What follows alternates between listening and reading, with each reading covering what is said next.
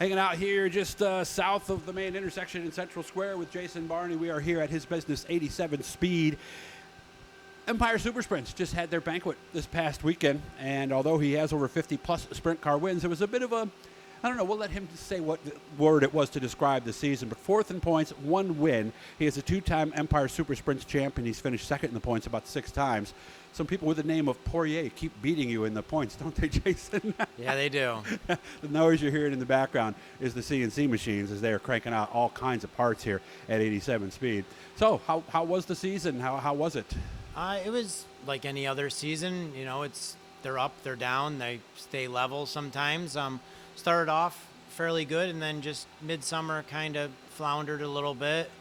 And then I felt like we made a little bit of progress towards the end of the season. But, you know, it's just a race season. The effort was there, the enthusiasm was there. We still want to win. We still work hard at it. It's just sometimes you're better than others. Okay. And we just need to be better.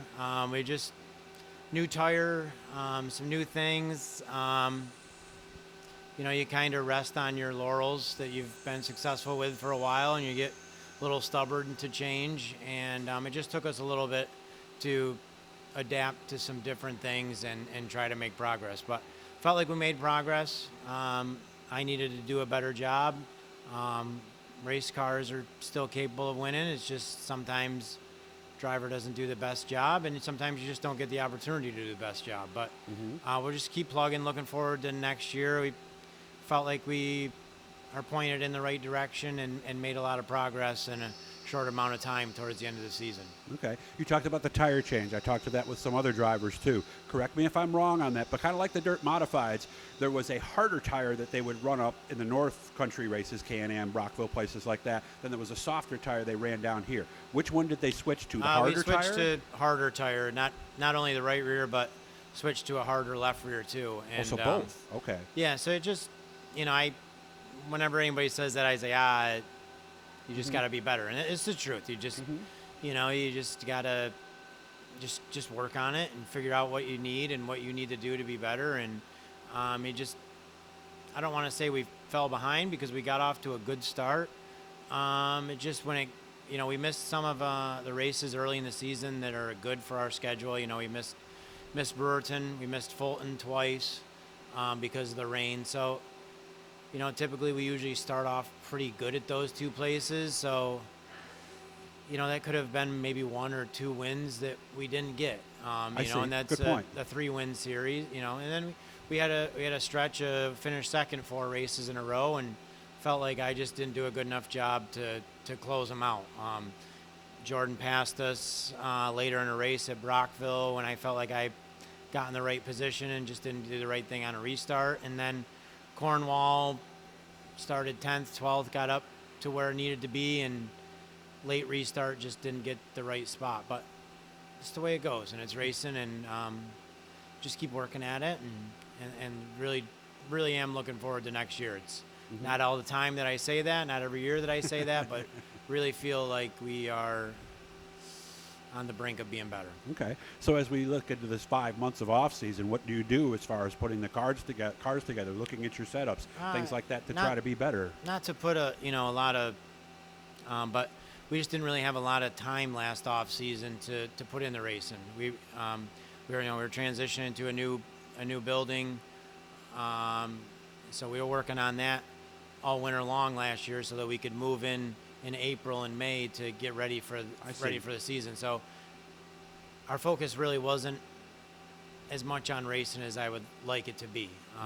But not an excuse. We still showed up with a good race car and good race engines, and you know, at that point it's just execution at the racetrack. So I feel like we're going to be able to dedicate some more time to work on some new things, build a little bit better program, really go through the notebook a little bit better, and take some time and try to figure out where we need to be more successful. Well, that whir you hear in the background, was it 3 or 4 CNC machines? 4. 4. Let's be honest, that's what funds this whole thing. Without those machines and you and your son programming them and turning parts out, none of this sort of thing would happen. So that does need to be the number one focus, does it not? It is. You know, it was a tough thing for me to, my whole life has been just racing is number one, just build your race team, be better, and, consume my mind with that. And, in the last few years, we've been trying to build the business up and, just running out of time. 46 years old.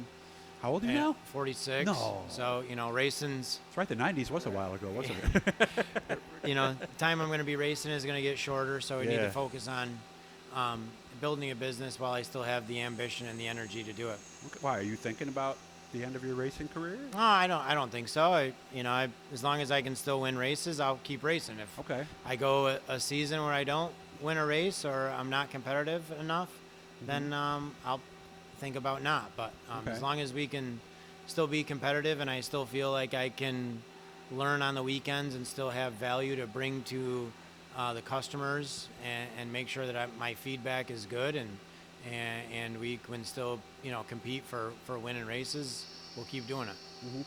With the 305s being as strong as they are, 305s are growing. They've had the great sprints up north. Yep. How's that helping the ESS and the 360s? It's got to be. I know the car counts weren't necessarily higher this year, but it looks like from a long-term plan, long-term. Things look pretty strong. Long-term, we had a transition where the Chuck Hebings, the Jeff Cook, the Poirier, Right. the Kelly. We had some people that were a core group that followed the tour religiously. It was their time to get out. So you have that period where it takes time to build that back up.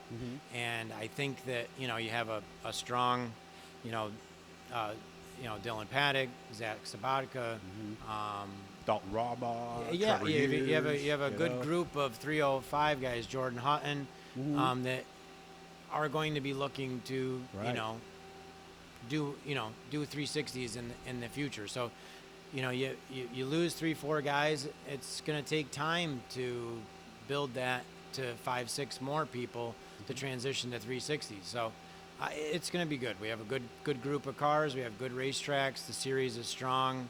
Both series are very strong. Our car count was still an average of 25 cars. So if you're averaging a full field, that's a good strong showing, and a racetrack can rely on a series to bring a good car count and put on a good show. Yeah, almost don't want too many cars, then you're sending people home. Yeah, so, I think that's a tough situation. You don't want too little. You want they'll only do that don't so want long. too much. Yeah, you want everybody to, if you're going to build your series up, you want everybody to be able to make the race and get better and be able to, enjoy it and want to go to the next one. 87speed.com. The number 87speed.com is how you can find more about Jason's business. And, of course, EmpireSupersprints.com will tell you everything you need to know about the series. Good to see you. We'll get together in the spring and let everybody know how things are going. But congratulations on a good season, a winning season at least. And maybe next year get one of those Poiriers off the top spot, and you'll be the last one to walk across the stage at the banquet. I appreciate your time, man. Thank you. Thank you.